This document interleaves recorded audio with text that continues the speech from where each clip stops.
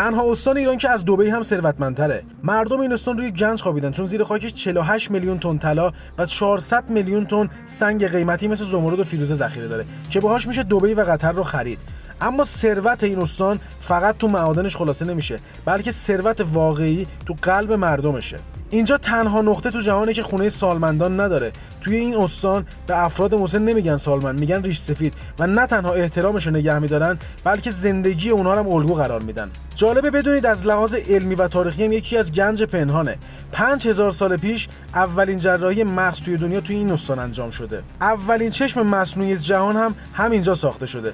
علاوه بر همه اینها تنها بندر اقیانوسی ایران هم هستش که مستقیما اقیانوس هند وصل میشه و به خاطر موقعیت طلاییش میتونه ایران رو به غول تجاری منطقه تبدیل کنه. این ثروت فراموش شده ایران همون سیستان و بلوچستان عزیزه که با وجود این همه ثروت محروم و مظلوم باقی مونده. اگه تو هم تا امروز نمیدونستی سیستان و بلوچستان اینقدر خاصه، به افتخارش لایک کن و تا میتونی این پست رو شیر کن تا همه جهان بشناسن.